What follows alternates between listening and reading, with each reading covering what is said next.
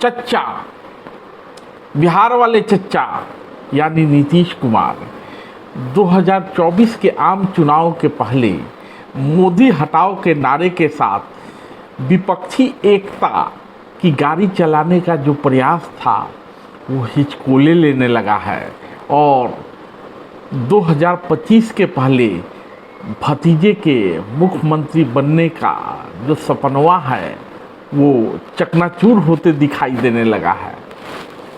यह भी संभव है कि बिहार मध्यावधि चुनाव की ओर बढ़ जाए। एक तरफ पटनवा में आगामी 23 जून को चच्चा की जो विपक्षी एकता की मुहिम थी बार बार टलती जा रही थी, तो 23 जून को पटनवा में आखिरी तारीख विपक्षी दलों के नेताओं के आने का निर्धारित हुआ है।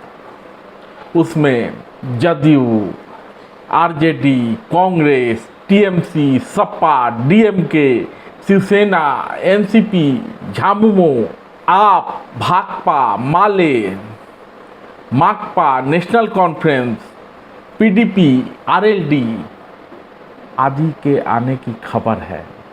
इस बीच चच्चा ने थोड़ा अधिक उतावलापन दिखा दिया और अपने महागठबंधन के सहयोगी यानी हम हिंदुस्तानी आवाम मोर्चा को न्योता ही नहीं भेजे।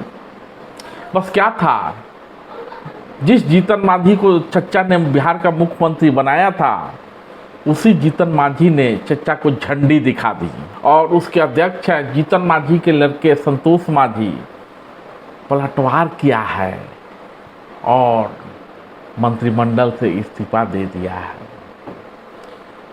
संतोष मांझी बिहार सरकार में अल्पसंख्यक कल्याण विभाग के मंत्री थे और पार्टी के राष्ट्रीय अध्यक्ष भी। संतोष मांझी ने न सिर्फ इस्तीफा दिया है बल्कि बड़का आरोप भी मर दिया है और कहा है कि हमको कहा जा रहा है कि अपनी पार्टी को जदयू में मर्ज कर लो, लेकिन वो हमको मंजूर नहीं है।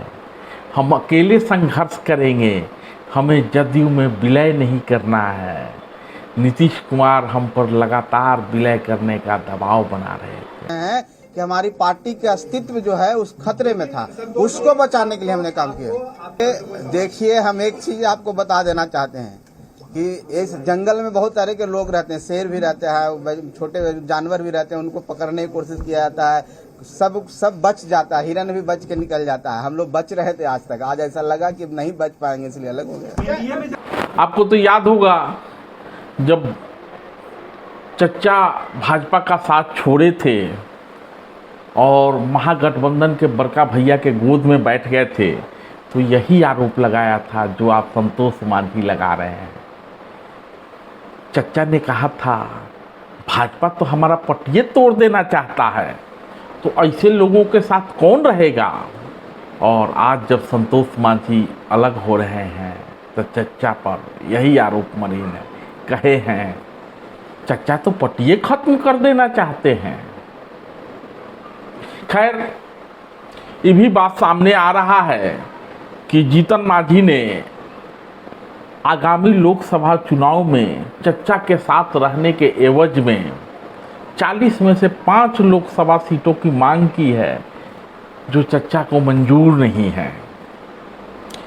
फिर क्या था, जीतन मांझी, दशरथ मांझी और कर्पूरी ठाकुर को भारत रत्न देने की मांग को लेकर भाजपा के चाणक्य के पास चले गए, मिलाए, बिहार लौटे तो राज्यपाल से भी मिलाए और शिक्षा की स्थिति पर सवाल खड़ी कर दिए और उसके बाद कहा 5 लोकसभा सीटें भी कम हैं।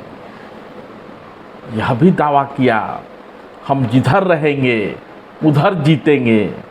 ये सभी को पता है, हालांकि यही जीतन मांझी हैं जिन्होंने कसम खाई थी कि हम नीतीश कुमार को नहीं छोड़ेंगे। हमने ये बोला था कि हमारी तैयारी 5 सीटों पर मुकम्मल है और हमारे कार्यकर्ता 5 सीट पर इतने तैयार हैं कि वो चुनाव लड़ने के लिए तैयार है और जीत में भी जीत हो सकती है। लेकिन हम ये भी बात बोले थे कि जब तक टेबल टॉक नहीं होता, जब तक एक साथ मिलेंगे नहीं, तो कैसे आधिकारिक रूप में हम बोल सकते हैं। एक पार्टी के रूप में, एक व्यक्तिगत रूप में मांग करना, कार्यकर्ताओं को सम्मान देना, वो भी जिस उत्साह के साथ हमारे पार्टी से जुड़े हुए हैं, उनकी मांग थी हम 5 सीटों पर लड़े, तो बात को हमने रखा है। ये हमने नहीं कहा कि हम 5 सीट पर ही लड़ेंगे। अगर महागठबंधन की में बैठकें होती, अगर 1-2 सीट कम भी होता तो हम उस पर विचार कर सकते थे, लेकिन यहाँ तो दूसरी बात है।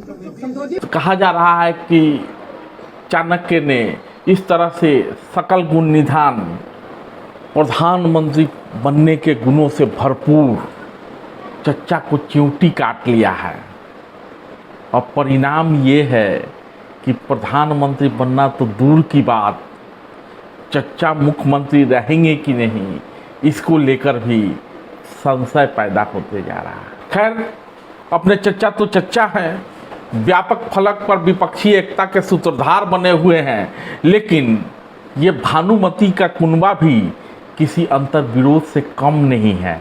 कई ऐसे दल हैं जो राज्यों में एक दूसरे के खिलाफ हैं, लेकिन केंद्र में चच्चा चाहते हैं कि मोदी विरोध के नाम पर सब एक मंच पर आ जाए। कहा जा रहा है कि 543 सीट में से 450 सीटों पर एकजुटता दिखाने की कोशिश की जाएगी।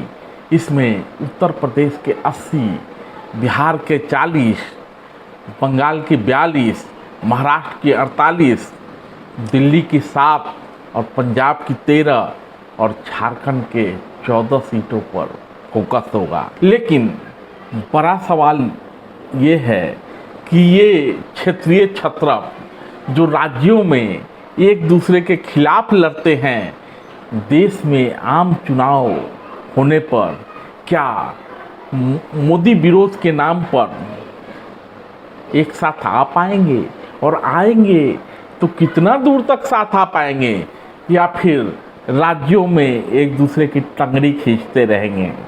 जैसे टीएमसी और वाम मोर्चा और कांग्रेस राज्यों में एक दूसरे के खिलाफ चुनाव लड़ती है। चर्चा के बुलावे पर ये सब दल 23 जून को बिहार की राजधानी पटना में मंचासीन होंगे, जबकि राज्यों में ये एक दूसरे के राजनीतिक विरोधी हैं। अब थोड़ा उत्तर प्रदेश की बात कर लेते हैं।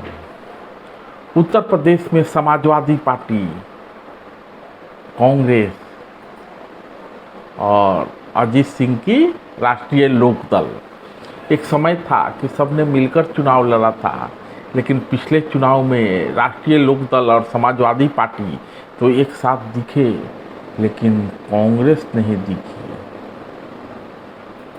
दिल्ली में ही आते हैं। दिल्ली में आम आदमी पार्टी को बहुमत है, बहुमत से भी ज़्यादा सीट, भयंकर बहुमत, भयंकर नकारात्मक शब्द तो नहीं हो जाएगा, अपार बहुमत। लेकिन दिल्ली में कांग्रेस और भाजपा से लड़ती है आम आदमी पार्टी। पंजाब में भी लड़ाई आम आदमी पार्टी और कांग्रेस और शिरोमणि अकाली दल के बीच होगी। अब कौन सा ऐसा मंत्र चलाएंगे हमारे चच्चा कि 23 जून को ये सब मंचासीन तो दिखेंगे, फोटो सेशन भी होगा, लेकिन आम चुनाव तक ये एकजुट होकर रहेंगे कि नहीं, मोदी विरोध के नाम पर कितना दूर तक जाएंगे, इसको लेकर सवाल तो है। दूसरे प्रदेश को छोड़ दीजिए, अगर बिहार की भी बात करते हैं तो बिहार के पिछले विधानसभा चुनाव में जदयू, आरजेडी, हम, सीपीआई, कांग्रेस, सीपीआईएम, एनसीपी सब दल अलग अलग चुनाव लड़े थे। लोकसभा चुनाव में भी यही स्थिति थी।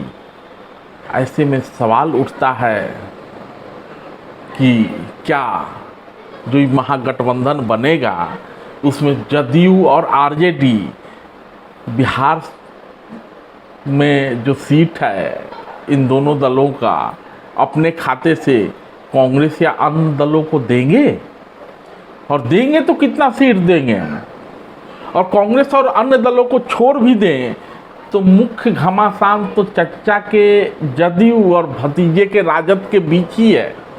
कई सीटों पर दोनों आमने सामने होंगे। ऐसे में विपक्षी एकता की गाड़ी हिचकोले लेते हुए आगे बढ़ेगी या चुनाव के पूर्व ही दम तोड़ देगी, इसको लेकर संशय लाजिमी है। हालांकि उसके पहले ही चच्चा को झटका जीतन मांझी ने दे दिया है। चुनाव नजदीक आते अन्य दल भी ऐसा ही झटका दे सकते हैं। धन्यवाद।